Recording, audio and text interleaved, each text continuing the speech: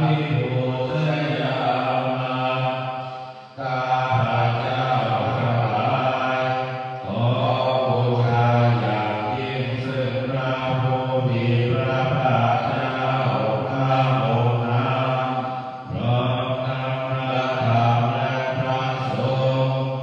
ด้วยเครื่องสักการะทั้งหลายเหล่านี้ท่านยกขึ้นตามสมควรแล้วอย่างไร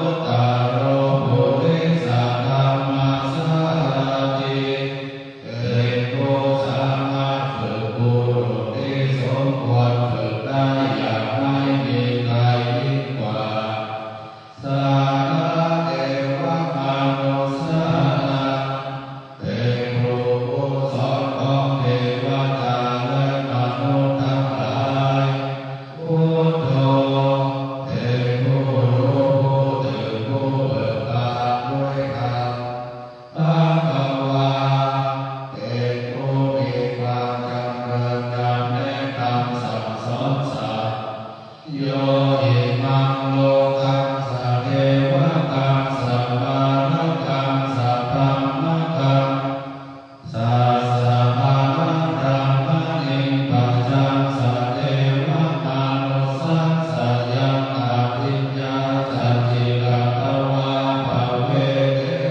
สิพระผู้มีพระภาคเจ้าพระองค์ใดได้ทรงนำความดับทุกข์ให้แจ้งด้วยพระปัญญาอันยิ่งเด่นแล้ว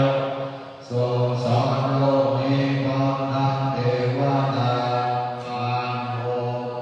และหมู่สัตว์พร้อมทั้งสมณพราหมณ์พร้อมทั้งเทวดาและมนุษย์ได้รู้ตามโยนามาเมเสสิพระผู้มีพระภาคเจ้าพระองค์ใด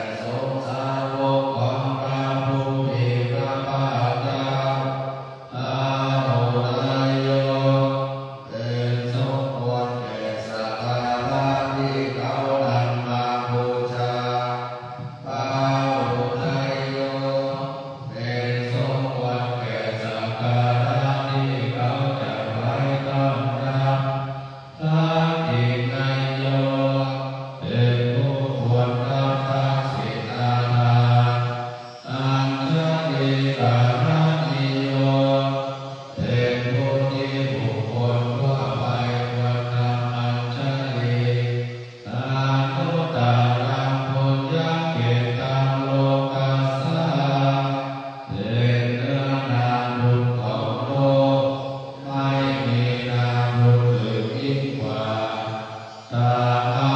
งสังฆังอภิปูชยามิข้าพเจ้าบูชาอย่างยิ่งกับพระสงฆ์ผู้นั้นอาหังสังฆังศิรสานังนามิ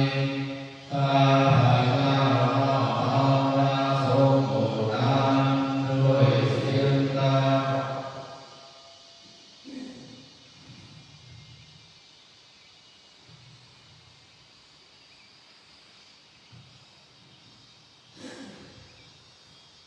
ธรรมยังรัตนังตยังพนามาปัตโยเยวาสัมเวทาปฏิกิตนาภานัญจาภนามาเสโอ้ยสุดสุดโอยกรุณามหันตโกพระพุทธเจ้าผู้บริสุทธิ์มีพระกรุณาอยู่ทั่วมหันโลกโยจันตสุขภารัญญาโรจันโนระบุอาตุยามังโอโจถึงที่สุดโล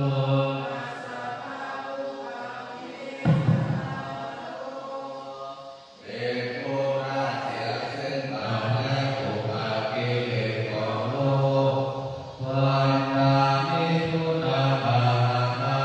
เตนะตังข้าพเจ้าไหว้พระพุทธเจ้าพระองค์นั้นโดยใจเคารพเพื่อธัมโมปาติโมมิยตัสสะสัพพุโนพระธรรมของพระศาสดาสว่างรุ่งเรืองเปี่ยมดวงประทีปโยมะคะปะกามะตะเวระปิณนโกจำแนกพระเพทมรรคผลนิพพานโปรดใดโลกุตตโรโยจัตตาทัคคานิพพานโนซึ่งเป็นตัวโลกุตตระและส่วนใดที่ชี้แนวแห่งโลกุตตระนั้นวันนามิธัมมังอาหาคะเอนะตังข้าพเจ้าไหว้พระธรรมนั้นโดยใจเคารพเพื่อสัพโพสุเกตาภยันติเกตัสสะนิโตพระสงฆ์เป็นนามบุญอันยิ่งใหญ่กว่านามบุญอันดีทั้งหลายโยนิตัสสะโตสุขตานุโภทโก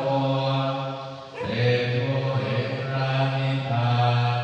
ตรัสรู้ตามพระสุคตหมู่ใดโลนะปานิโรอานิโยสุเมธัสโสเป็นผู้ละกิเลสเครื่องโลเลเป็นพระอริยเจ้ามีปัญญาดีวันนามิสังฆังอนามานะเรนะตังข้าพเจ้าไหว้พระสงฆ์ผู้นั้นโดยใจเคารพเพื่ออิเจวะเมตังตติภูชนัยยะกังวัตถุตายังวันตายตาติสัตตกังปุญญังมัจจยังมัมมัสสัพพุปัตตวามา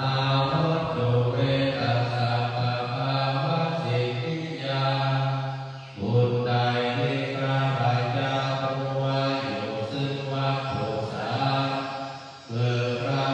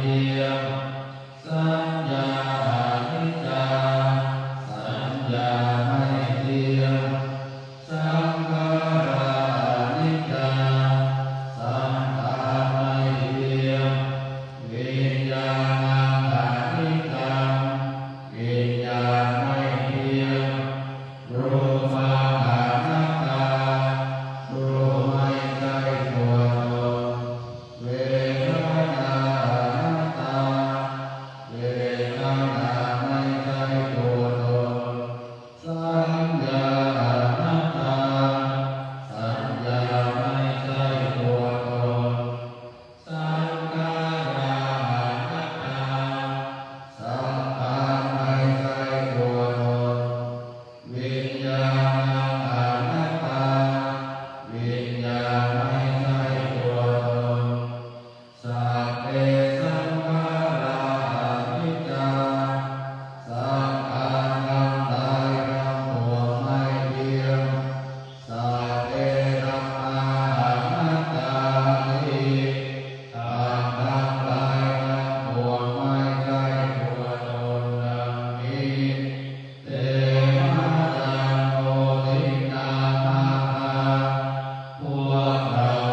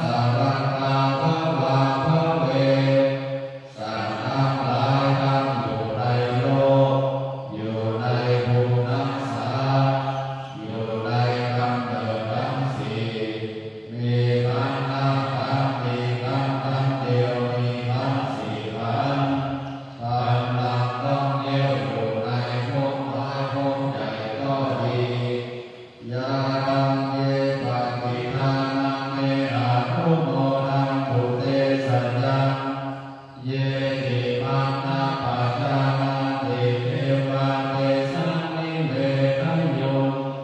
สาเราได้รู้ส่วนบุญที่ข้าพเจ้าให้แล้วสาเรานั้นจงอนุโมทนาเถิดส่วนสัตว์เหล่าใดยังไม่รู้ส่วนบุญนี้ขอเทวดาทั้งหลายจงบอกสัตว์เหล่านั้นให้รู้นาญาตินาตุญาณังอนุโมทนาเหตุนาสัพเพสัตตาสัตตาโหตุอะเวราสุขชีวิโตเกมาภารัญญาภาโพตุเตสัสสะสิชตังสุขังเพราะเหตุที่ได้อนุโมทนาส่วนบุญที่ข้าพเจ้าแผ่ให้แล้วสัตว์ทั้งหลายทั้งปวงจงเป็นผู้ไม่มีเวรอยู่เป็นสุขทุกเมื่อจงถึงบทอันเกษมคือพระนิพพานความปรารถนาที่ดีงามของสัตว์เหล่านั้นจงสำเร็จเถิด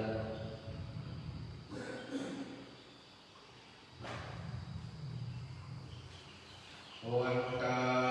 ภิพุทธังสัพพังเวโตสังฆังนาคัมเมธังเท